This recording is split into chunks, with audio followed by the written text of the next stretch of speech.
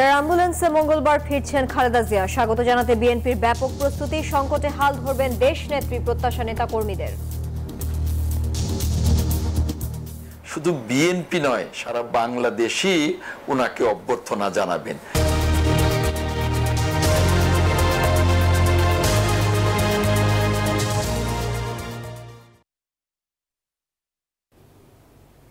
দর্শক দেখছিলেন প্রধান শিরোনামে এছাড়াও থাকছে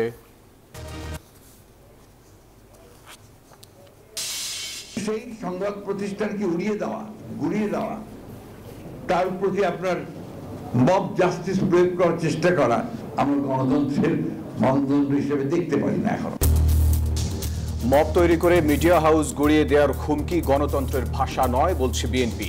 গণমাধ্যম বন্ধ নয়, ভেতরের ফ্যাসিজমের বিরুদ্ধে এনসিপি। দুই উপদেষ্টার সাবেক এপিএস ও পিও দুর্নীতির অনুসন্ধানে নামল দুদক। সংস্থাটির নজরদারিতে এনসিপির বহিষ্কৃত নেতা তানভীর। মানবিক করিডোর নিয়ে কোনো চুক্তি হয়নি জানালেন নিরাপত্তা উপদেষ্টা। মিয়ানমারের সাথে প্রক্সি যুদ্ধে জড়াতে চায় না ঢাকা, বললেন পররাষ্ট্র উপদেষ্টা। বাজেটে ব্যবসায়ীদের জন্য সুযোগ তৈরি করা হবে। ট্যাক্স কমানোর চেষ্টা করতে চায় এনবিআর, এতে খরচ কমবে ব্যবসায়ীদের। বন্দরে জাহাজ প্রবেশে ভারত পাকিস্তান পাল্টাপাল্টি নিষেধাজ্ঞা। ক্ষমতা পাকাপোক্ত করতেই মোদির কাশ্মীর ষড়যন্ত্র, বলছে আল জাজিরা। এবং বিশ্বকাপ পর্যন্ত টি-20 অধিনায়ক লিটন দাস। আমিরাত ও পাকিস্তান সিরিজের 16 সদস্যের দল ঘোষণা, বাদ তাসকিন মিরাজ।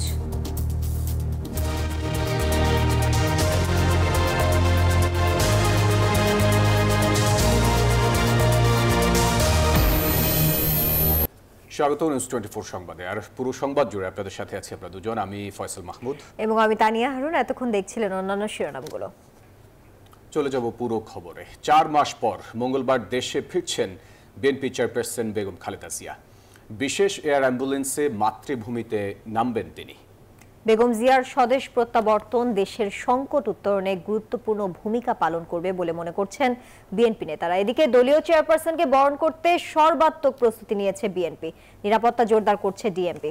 সাইফুল ইসলামের রিপোর্ট। 7 জানুয়ারি উন্নত চিকিৎসার জন্য কাতারের আমিরের পাঠানো এয়ার অ্যাম্বুলেন্সে লন্ডন যান বিএনপি চেয়ারপারসন খালেদা জিয়া। সেদিন দলের নেত্রীকে পথে পথে শুভেচ্ছা জানায় লাখো নেতাকর্মী। 4 মাস চিকিৎসা শেষে 5 মে লন্ডন থেকে রওনা দেবেন বেগম জিয়া। ঢাকায় পৌঁছাবেন মঙ্গলবার সকাল 10:30টায়। কাতারের আমিরের দেয়া বিশেষ এয়ার অ্যাম্বুলেন্সে ফিরবেন তিনি। সঙ্গে আসবেন তারেক রহমানের স্ত্রী ডাক্তার জুবাইদা রহমান ও প্রয়াত আরাফাত রহমান কুকুর স্ত্রী সৈয়দা শামিলা রহমান। বেগম খালেদা জিয়াকে স্বাগত জানাতে সব ধরনের প্রস্তুতি সম্পন্ন করেছে বিএনপি। গুলশানের বাসভবন ফিরোজাকেও প্রস্তুত করা হয়েছে। বিমানবন্দর থেকে গুলশানের বাসভবন পর্যন্ত নেতাকর্মীরা শুভেচ্ছা জানাবেন আপসীন নেত্রীকে। মহানগর উত্তর বিএনপি থাকবে বিমানবন্দর থেকে লা মেরিডিয়ান হোটেল পর্যন্ত। ছাত্রদল থাকবে লা মেরিডিয়ান হোটেল থেকে খিলক্ষেত পর্যন্ত। যুবদল খিলক্ষেত থেকে হোটেল রেডিসন। মহানগর দক্ষিণ বিএনপি হোটেল রেডিসন থেকে আর্মি স্টেডিয়াম। স্বেচ্ছাসেবক দল আর্মি স্টেডিয়াম থেকে বনানী কবরস্থান। কৃষক দল বনানী কবরস্থান থেকে কাকলি মোড়। দলের চেয়ারপারসনের আগমনের খবরে উচ্ছ্বসিত সর্বস্তরের নেতাকর্মীরা। দেশনেত্রী বেগম খালেদা জিয়া এই দেশের মানুষের আবেগের নাম, বিএনপি নেতাকর্মীদের প্রাণের স্পন্দন। কাজেই পরশুর প্রস্তুতি যে কোনো সময়ের চাইতে আমরা আমাদের অবস্থান থেকে সর্বোচ্চ প্রস্তুতি গ্রহণ করছি। আমরা চেষ্টা করব যে বাঁধভাঙা মানুষের যে উপস্থিতি সেটা আমরা আটকাতে পারবো না, বাট আমরা চেষ্টা করব যে একটি ডিসিপ্লিনের ভিতরে যাতে আমাদের নেতাকর্মীরা উপস্থিত হয়ে দুপাশে দাঁড়িয়ে যাতে আমাদের প্রিয় নেত্রীকে স্বাগত জানায়, এ বিষয়টি আমরা অবশ্যই খেয়াল রাখব। বিএনপি সিনিয়র নেতারা বলছেন, নানামুখী রাজনৈতিক সংকটের মধ্যে খালেদা জিয়ার স্বদেশ প্রত্যাবর্তন দল ও দেশের জন্য গুরুত্বপূর্ণ। ম্যাডাম খালেদা জিয়া বাংলাদেশে অবস্থান করা, যে কোনো সংকটে তিনি জাতির সামনে দুটো কথা বলা, এটাও বাংলাদেশের জন্য অনেক বড় পাওয়া, পুরো জাতির জন্যেও অনেক বড় পাওয়া। যে কোনো সংকটে উনি কিন্তু ত্রাতার ভূমিকা পালন করেছেন। আবারও এই অসুস্থ শরীরে এই বিশ্রামে থাকা অবস্থায়ও তিনি বাংলাদেশে আছেন, এটাই বাংলাদেশের মানুষের জন্যে সুখবর যে যে কোনো সংকটে তিনি আবার ত্রাতার ভূমিকা পালন করবেন। এদিকে ডিএমপি জানিয়েছে বিমানবন্দর থেকে গুলশানের বাসভবন পর্যন্ত যাত্রাপথে বেগম জিয়ার নিরাপত্তা জোরদার করবে আইনশৃঙ্খলা বাহিনী। পরিকল্পিত যে নিরাপত্তা ব্যবস্থা রয়েছে সেটাই আমাদের থাকবে। যেহেতু আপনি বললেন যে অফিস সময়ে ইতিপূর্বে এরকম মুভমেন্ট যে হয় না তা না, আমরা সবকিছু মাথায় রেখে প্রয়োজনীয় ব্যবস্থা গ্রহণ করব। 2018 সালে শেখ হাসিনা সরকারের আমলে দুর্নীতি দমন কমিশনের দায়ের করা মামলায় গ্রেপ্তার হয়ে পুরান ঢাকার কেন্দ্রীয় কারাগারে বন্দী ছিলেন বেগম জিয়া। কোভিড-19 মহামারীর সময় সরকার তাকে বিশেষ বিবেচনায় কারামুক্তি দেয়। গত বছরের 5 আগস্ট ছাত্র জনতার অভ্যুত্থানে আওয়ামী লীগ সরকারের পতনের পর রাষ্ট্রপতির এক আদেশে খালেদা জিয়া স্থায়ীভাবে মুক্তি পান। সাইফুল ইসলাম, নিউজ 24, ঢাকা। বাংলাদেশে নির্বাচিত সরকার দেখতে চায় সব দেশ। একই সঙ্গে রাশিয়া এই অঞ্চলের নিরাপত্তাহীনতা দেখতে চায় না বলে জানিয়েছেন দেশটির রাষ্ট্রদূত। রাশিয়ার রাষ্ট্রদূতের সঙ্গে বৈঠক শেষে সব কথা জানিয়েছেন বিএনপির স্থায়ী কমিটির সদস্য আমির খসরু মাহমুদ চৌধুরী। বৈঠকে রাশিয়ার রাষ্ট্রদূত জানান, রূপপুর পারমাণবিক বিদ্যুৎ কেন্দ্র প্রকল্প নির্দিষ্ট সময়ের মধ্যে শেষ করতে চান তারা। বিকেলে বিএনপির সঙ্গে বৈঠক করে জাপানের রাষ্ট্রদূত সাইদা শিনিচি লেদা। রোববার সকালে বিএনপি চেয়ারপারসনের গুলশান কার্যালয়ে বিএনপি মহাসচিব মির্জা ফখরুলের সাথে বৈঠক করেন রাশিয়ার রাষ্ট্রদূত আলেকজান্ডার গ্রিগোরিভিচ খোজিন। বৈঠক শেষে জানা যায়, যেসব দেশের সাথে বাংলাদেশের অমীমাংসিত ইস্যু আছে তারা সবাই নির্বাচিত সরকারের জন্য অপেক্ষা করছে।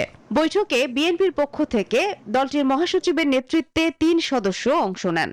যাদের সাথে আমাদের বিভিন্ন ইস্যুগুলো আছে, আনরিজলভড আছে কিংবা ভবিষ্যতে হওয়ার সম্ভাবনা আছে, সেটা সরকারি লেভেলে বেসরকারি লেভেলে সব ক্ষেত্রে এগুলো একটা অপেক্ষায় আছে। তো তারা সবাই চাচ্ছে নির্বাচনের মাধ্যমে নির্বাচিত সরকার আসলে এই সিদ্ধান্তগুলো নিতে অনেক সহজ হয়ে যাবে।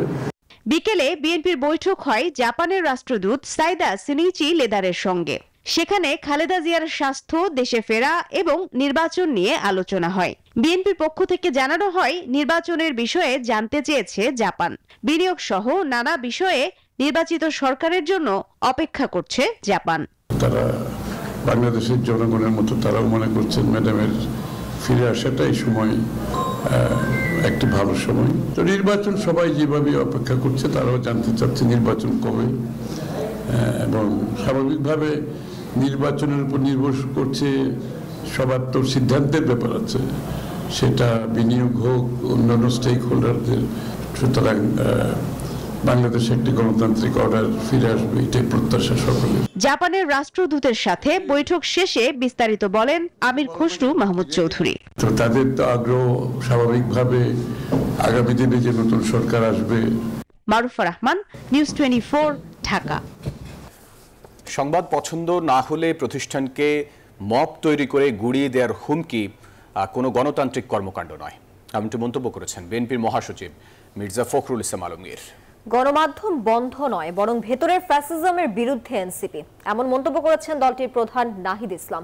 রোববার বিশ্ব মুক্ত গণমাধ্যম দিবস উপলক্ষে আয়োজিত আলোচনা সভায় এসব কথা বলেন তারা।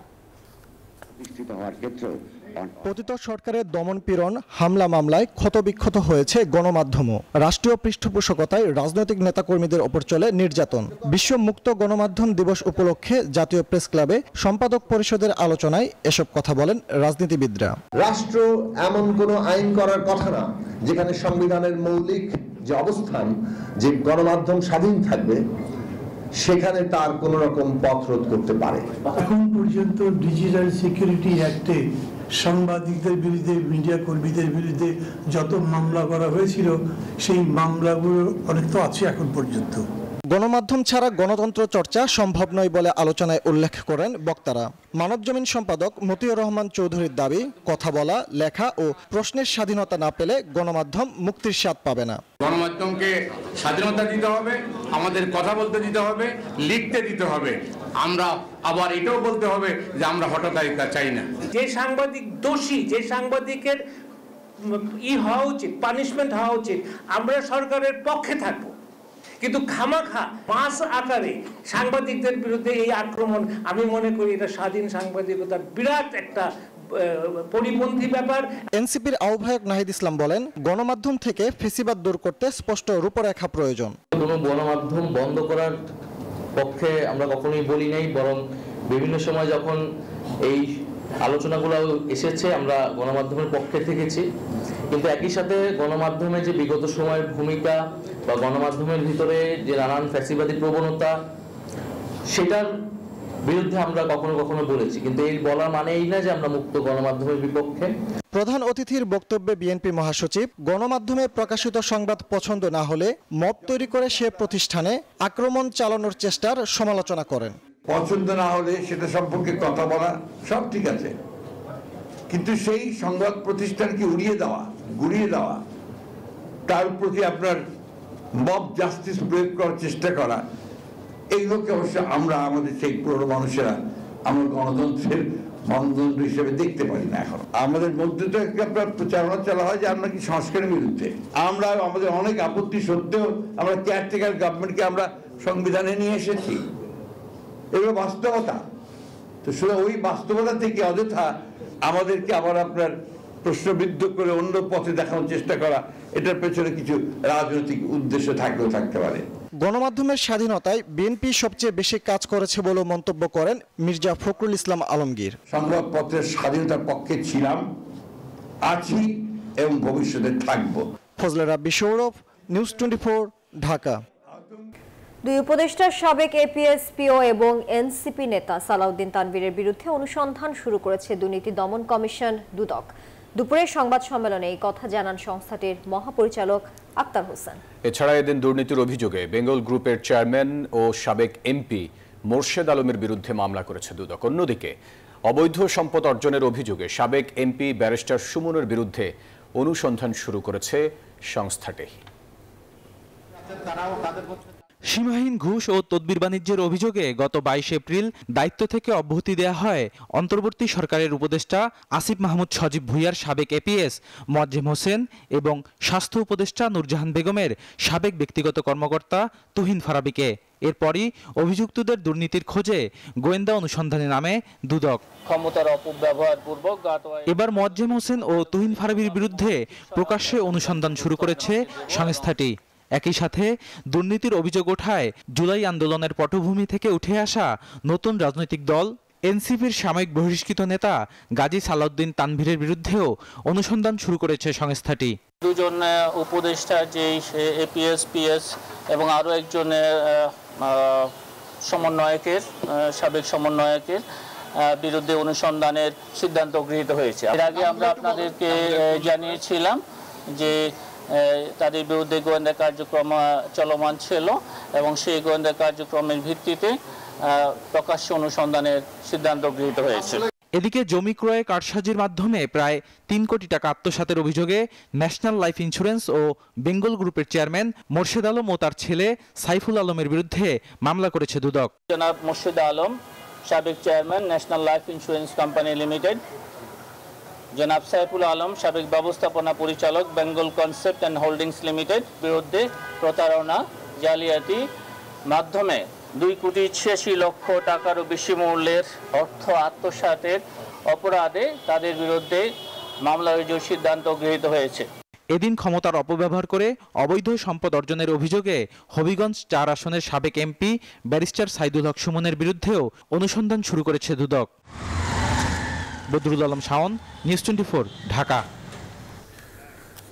মানবিক করিডোর ইস্যুতে কোনো চুক্তি বা সমঝোতা করেনি বাংলাদেশ, এমন তথ্য জানিয়েছেন জাতীয় নিরাপত্তা উপদেষ্টা খলিলুর রহমান। বলেন, এ নিয়ে অপতথ্য ছড়ানো হচ্ছে। মিয়ানমারে জান্তা ও আরকান আর্মির এই সংঘাতকে সুযোগও মনে করছেন পররাষ্ট্র উপদেষ্টা। রাজধানীতে এক সেমিনারে এসব কথা বলেন তারা। মিয়ানমারের রাখাইনে গৃহযুদ্ধ থেকে বাঁচতে সীমান্ত পেরিয়ে নতুন করে গড়ে প্রতিদিন 30 জন রোহিঙ্গা ঢুকছে বাংলাদেশে। টেকনাফে রোহিঙ্গা ক্যাম্পে আশ্রিত স্বজনদের কাছে আশ্রয় নিচ্ছেন তারা। সব মিলে নতুন প্রবেশের সংখ্যা লাখ ছাড়িয়েছে। রোহিঙ্গাদের ফেরাতে মিয়ানমার ছাড়াও আন্তর্জাতিক মহলে ধর্ণা দিচ্ছে অন্তর্বর্তীকালীন সরকার। এর মধ্যে নতুন করে আলোচনায় বাংলাদেশে জাতিসংঘের মানবিক করিডোর ইস্যু। এমন পরিস্থিতিতে রবিবার রোহিঙ্গা প্রত্যাবাসন নিয়ে বিইউপিতে সেমিনারের আয়োজন করে সশস্ত্র বাহিনী বিভাগ ও Bangladesh university of professionals. Open ফোরামে খোলামেলা আলোচনা করেন বক্তারা। When you talk about the outlining stability in the scenario of Rakhine State, to also include Rohingya repatriation as a part of 5-point plan. পররাষ্ট্র উপদেষ্টা তৌহিদ হোসেন বলেন, মিয়ানমারের অভ্যন্তরীণ যুদ্ধাবস্থা স্বাভাবিক না হলে প্রত্যাবাসনের আশা নেই, যদিও এই সংঘাতকে রোহিঙ্গা প্রত্যাবাসনের সুযোগ মনে করেন তিনি। In any future dispensation, when the dust settles, our economy is going to call the shots as regards the situation and the state of affairs in the Rakhine State. So they are a part of it. And it would be naive to think that they will just spend their life peacefully in the camps, waiting for the relief to arrive and having a little food and a little shelter. জাতীয় নিরাপত্তা উপদেষ্টা doctor Khalilur Rahman জানান, মানবিক corridor ইস্যুতে কোনো চুক্তি বা সমঝোতা করেনি Bangladesh. We have not discussed humanitarian corridor. We have no agreement on humanitarian corridor. We have no agreement on anything yet with the parties. Corridor has got specific connotations. He used the term humanitarian channel, which is completely different. যুক্তরাষ্ট্রের হয়ে বাংলাদেশ মিয়ানমারের সাথে কোনো proxy যুদ্ধ করবে এমন বিষয় গুজব বলেও দাবি করেন তিনি। On top of this, if we are arranging a proxy war in favor of US, why China has been helping us in meeting with Myanmar government and other stakeholders? Do you expect the Chinese to shoot themselves? Or they're stupid? সেমিনারে কূটনীতিক, বিভিন্ন দেশের রাষ্ট্রদূত, বিদেশি সামরিক কর্মকর্তা, সশস্ত্র বাহিনীর কর্মকর্তা এবং রোহিঙ্গা বিষয় বিশেষজ্ঞরা তুলে ধরেন তাদের মতামত। And what was the reaction to Myanmar? Nothing about this. So-called proxy. We only do one point. Masuda Laboni, news 24, Dhaka. Teesta পানির ন্যায্য হিস্সা আদায় ও মহাপরিকল্পনা বাস্তবায়নের দাবিতে রংপুরে গণপদযাত্রা ও সমাবেশ করেছে তিস্তা নদী রক্ষা আন্দোলন। বিকেলে নগরীর শাপলা চত্বরে তিস্তা নদী রক্ষা আন্দোলনের গণপদযাত্রা অনুষ্ঠিত হয়। সেখানে তিস্তা নদী রক্ষা আন্দোলনের প্রধান সমন্বয়ক আসাদুল হাবিব দুলুর সভাপতিত্বে তিস্তা বেষ্টিত 5 জেলার হাজার হাজার মানুষ অংশ নেন। উপস্থিত ছিলেন বিএনপির স্থায়ী কমিটির সদস্য মির্জা আব্বাস, বিএনপির ভাইস চেয়ারম্যান শামসুজ্জামান দুদু। পরে এক সমাবেশে বক্তারা পানির ন্যায্য হিস্সা আদায় না হওয়া পর্যন্ত বাড়িতে ফিরে যাবেন না বলে প্রত্যয় ব্যক্ত করেন।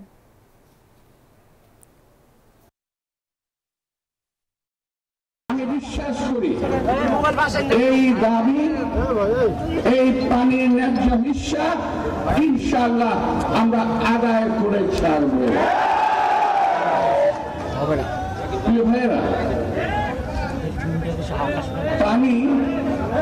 পানি কখনো মারণাস্ত্র হতে পারে না, পানি কখনো যুদ্ধাস্ত্র হতে পারে না। তানিয়া, সময় হলো একটা বিরতির। সাথে থাকুন। বিরতির পর স্বাগত আরেকবার। দেখছেন নিউজ 24 সংবাদ। দীর্ঘদিন পর বাংলাদেশের জন্য সীমিত পরিসরে ভিজিট ভিসা চালু করেছে সংযুক্ত আরব আমিরাত। ঢাকায় প্রধান উপদেষ্টার বিশেষ দূত লুৎফে সিদ্দিকীর ও বাংলাদেশে নিযুক্ত আমিরাতের রাষ্ট্রদূত আব্দুল্লাহ আলী আল হুমদির সাক্ষাতের পর এই তথ্য জানানো হয়।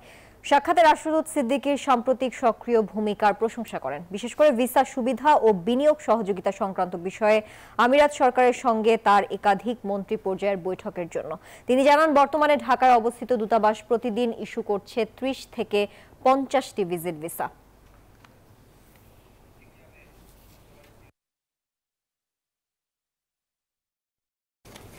এবার অর্থ বাণিজ্য সংবাদ।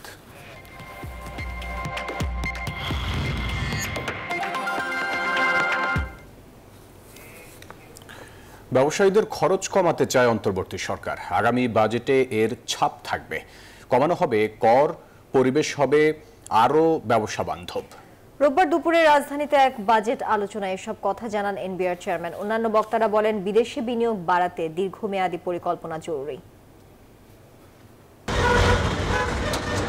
বাজ বিচারহীন প্রকল্প এবং তাতে সীমাহীন অনিয়ম দুর্নীতি, বিগত সরকারের এমন লুটপাটের চর্চা ভোগাচ্ছে দেশের অর্থনীতিকে। এসব প্রকল্পের অনেকগুলোই এখন অর্থনীতির বিস্ফোরায় পরিণত হয়েছে। রাজধানীর ফরেন চেম্বার চার্টার্ড অ্যাকাউন্টেন্ট ও জাপান চেম্বারের বাজেট আলোচনায় এসব বিষয় উঠে আসে। বক্তারা বলেন, জিডিপি প্রবৃদ্ধি মূল বিষয় নয়, এখন তার চেয়েও গুরুত্বপূর্ণ অর্থনীতির স্থিতিশীলতা ও মূল্যস্ফীতি কমানো। But we see there are a lot of discrimination happening between private and public sectors. And if you look into the first thing, the government employee, they need to pay taxes only on basic salary, bonus and festival bonus. In order to maximize the benefit of the digitalization, the process of the custom procedure should be reviewed first. বাংলাদেশে বিদেশি বিনিয়োগ বাড়াতে দীর্ঘমেয়াদী পরিকল্পনার উপর জোর দেন policy এক্সচেঞ্জের chairman. বলেন, ব্যবসা বাণিজ্যে ব্যয় বৃদ্ধি উদ্বেগের কারণ। We need to focus on that, and most importantly, this debt responsibility is fragmented in the government. There's Bangladesh Bank, Finance Division, ERD, state-owned enterprises. Unless we bring them institutionally and technologically integrated, it is going to be difficult to manage this. আলোচনায় অংশ নেন NBR chairman, জানান আগামী budget ব্যবসা বান্ধব হবে, কর দিতে হবে নিয়ম মেনে। Our promise is to make your compliance much easier and to increase our tax net at any cost. Even the taxpayer who are in tax net but still non-complying, to make sure that every taxpayer is complying. NBR chairman বলেন, সব ঋণধারীদের tax file জমা দিতে হবে, না দিলে পড়তে হবে জটিলতায়। At this moment, our tax returns are not being audited, so let us have a plan. Maryam Aziz Morin, news 24, Dhaka. সংবাদের পর্যায়ে আবারও বিরতি নিচ্ছি, সাথেই থাকবেন। স্বাগত আরো একবার। দেখছেন নিউজ 24 সংবাদ। সংস্কার কাজ দ্রুত শেষ করে ডিসেম্বরে জাতীয় নির্বাচনের আহ্বান জানিয়েছে 12 দলীয় জোট। এদিকে দেশকে এগিয়ে নেওয়ার প্রত্যয় বাংলাদেশের সমাজতান্ত্রিক পার্টি। রোববার জাতীয় ঐকমত্য কমিশনের সঙ্গে বৈঠকে এমন অবস্থান জানিয়েছে দলগুলো। দুটি বৈঠকেই রাষ্ট্রীয় স্বার্থে সব দলকে ঐকমত্যে পৌঁছানোর আহ্বান জানান কমিশনের সহ-সভাপতি আলী রিয়াজ। রাজনৈতিক দলগুলোর সঙ্গে ধারাবাহিক বৈঠকের অংশ হিসেবে রোববার সকালে 12 দলীয় জোটের সঙ্গে আলোচনায় বসে জাতীয় ঐকমত্য কমিশন। জাতীয় সংসদ ভবনের এলডি হলে এই বৈঠক হয়। সূচনা বক্তব্যে কমিশনের সহসভাপতি আলী রিয়াজ বলেন, সবাইকে কিছু না কিছু ছাড় দিতে হবে, একমত হতে হবে রাষ্ট্র গঠনের মৌলিক বিষয়গুলোতে। জাতীয় ঐকমত্য তৈরির দায়িত্বটা কেবলমাত্র জাতীয় ঐকমত্য কমিশনের নয়। আপনারা যারা সংগ্রামে আছেন, আজকে আমাদের সাথে যারা কথা বলছেন, আপনারা আপনাদের সহযোগীদের সাথে কথা বলুন, অন্যান্য রাজনৈতিক শক্তির সঙ্গে কথা বলুন, কি করে আমরা এক জায়গায় আসতে পারি। বৈঠকে জাতীয় নির্বাচন ইস্যুতে নিজেদের অবস্থান জানিয়েছে 12 দলীয় জোট। জনগণের গণতান্ত্রিক আকাঙ্ক্ষায় বিলম্ব না করার দাবি তাদের। জনগণের নির্বাচিত প্রতিনিধিদের হাতে রাষ্ট্রীয় ক্ষমতা প্রদান করার যে দেশব্যাপী আকাঙ্ক্ষা, সেটা বিলম্বিত হোক, এটা আমরা চাই না। রোববার বিকালে বৈঠক হয় বাংলাদেশের সমাজতান্ত্রিক পার্টি বিএসপির সঙ্গে।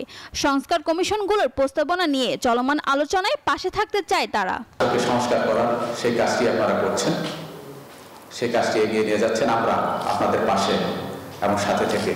লিখিত মতামত নেয়ার পর গত 20 মার্চ থেকে রাজনৈতিক দলগুলোর সঙ্গে আলোচনা করছে জাতীয় ঐকমত্য কমিশন। এর প্রাথমিক পর্যায়ে শেষ হওয়ার কথা রয়েছে আগামী 15 মে। ফারজানা রিয়া, নিউজ 24, ঢাকা।